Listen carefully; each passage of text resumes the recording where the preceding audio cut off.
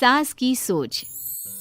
गौतम, जा अपनी जोरू को बोल, अभी थोड़ी देर में तैयार होकर नीचे आ जाना।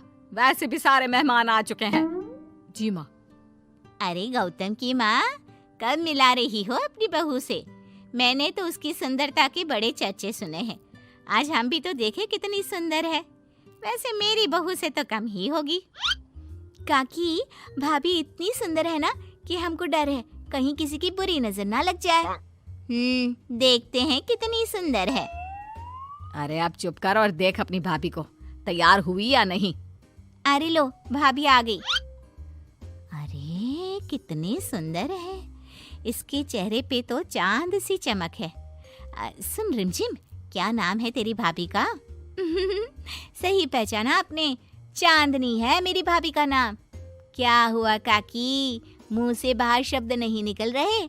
या चांदनी भाभी की चांद सी सुंदरता ने आपका मुंह बंद करवा दिया? हाँ, सुंदर तो है, पर सुंदरता से क्या होता है? लड़की में गुण भी तो होने चाहिए। मेरी बहू में सुंदरता के साथ साथ संस्कार भी है। अरे वाह गौतम, सच्ची में तुम्हारी बीवी बहुत सुंदर है। हाँ, एकदम चांद जैसे अलग चमक रही है तुम्हारी बीवी इस पूरी पार्टी में। बात तो तुम एकदम सही कह रहे हो। इस भीड़ में भी सबसे अलग चमक रही है मेरी चांदनी। आज इस पार्टी में तुम्हारी बीवी की सुंदरता ने 4 चांद लगा दिया है। कुछ दिनों बाद जब गौतम की माँ आस पड़ोस की औरतों से गप्पे मार रही होती है।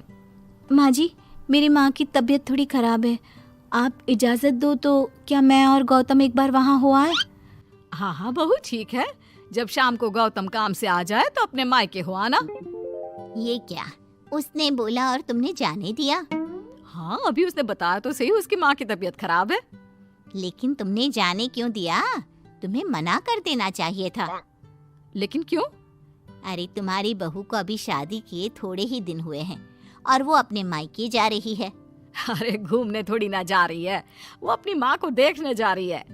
अरे कुछ नहीं जानती, बहुत भोली हो। ये बहुएं बस बहाने बनाती हैं अपने मायके जाने के लिए। मैं तो कहती हूँ तुम अपनी बहू पे थोड़ा ध्यान दो। एक तो तुम्हारी बहू रूप की सुंदर है, कहीं तुम्हारे बेटे को बहला फुसला ना दे। अरे लेकिन वो ऐसा क्यों करेगी? और वैसे भी वो ऐसी नहीं है, वो मेरा बहुत ध्यान रखती है। तुम ना आजकल के बच्चों को नहीं जानती। शुरू शुरू में ये सास की सेवा करना, परिवार का ख्याल रखना बहुत अच्छे से जानती है और पीठ पीछे अपने पतियों को परिवार से अलग होने की सलाह देती रहती है। क्यों बहनों, क्या मैं गलत कह रही हूँ? हाँ, वैसे बात तो सही है आपकी। और पता है, मेरी बहन की बेटी की शादी को अभी 1 महीना भी नहीं हुआ और उसका बेटा अपनी बीवी की हर बात मानता है। और तो और अपनी बीवी के लिए अपनी माँ से लड़ता भी है। पूरा का पूरा अपनी जोरू का गुलाम बन गया है। तुम्हारी बहू वैसे भी इतनी सुंदर है, ऊपर से पढ़ी लिखी भी है। और आजकल की पढ़ी लिखी लड़कियां अपने पति को चिकनी चुपड़ी बातों में फंसाकर अपना काम निकलवाना जानती है। हाँ। अरे हाँ, पर मेरी बहू चांदनी समझदार है। हाँ, यही तो बात है। तुम किसी के चेहरे पे देखकर उसके दिमाग में क्या चल रहा है वो थोड़ी ना बता सकती हो। और हाँ, अपनी बहू के चांद से सुंदर चेहरे को देखकर धोखा मत खा जाना। अरे जरूरी थोड़ी ना है जो इंसान चेहरे से सुंदर हो वो मन से भी सुंदर हो, क्योंकि चांद पे भी तो दाग होते हैं। थोड़ी देर बाद सभी अपने अपने घर चले जाते हैं। शाम को चांदनी और गौतम घर आते हैं। और बहू, माँ को देखाई? जी माँ जी, अब थोड़ा ठीक है।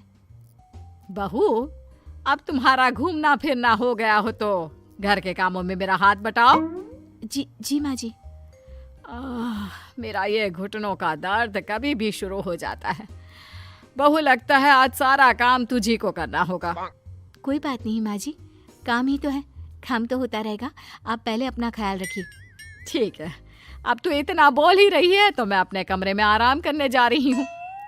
अगले दिन सुबह जब गौतम ऑफिस के लिए निकल रहा होता है। माँ, अब कैसा है तुम्हारे घुटनों का दर्द? ज्यादा तो नहीं हो रहा? नहीं तो शाम को चांदनी आपको डॉक्टर के पास दिखाएगी। तुझे किसने बताया? बहू ने इतनी जल्दी तेरे पास मेरी चुगली भी कर दी? माँ, चुगली नहीं, उसे आपकी चिंता है, इसलिए उसने मुझे बताया। उसे डर था कहीं आपका दर्द बढ़ ना जाए। थोड़ी देर बाद चांदनी वहाँ आती है। माँ जी, मैं सोच रही थी हम लोगों को अब किसी दूसरे घर में शिफ्ट हो जाना चाहिए। लेकिन क्यों? और अचानक से तुम्हें ये ख्याल क्यों आया? वो माँ जी, मेरी एक सहेली अपना घर बेच रही है और उसका घर गौतम के ऑफिस के पास पड़ता है। और देखिए ना, गौतम को यहाँ से ऑफिस कितना दूर पड़ता है और आपके लिए भी बाजार दूर पड़ता है। अगर हम वो घर खरीद लेते हैं तो हमारा कितना फ़ायदा है। गौतम को ऑफिस के लिए दूर नहीं जाना पड़ेगा और आपको जब शॉपिंग जाने का मन करे आप जा सकती हो। ऊपर से वो मेरी दोस्त है तो वो हमें घर थोड़े कम दाम में भी बेचेगी। हाँ, बात तो तुम सही कह रही हो।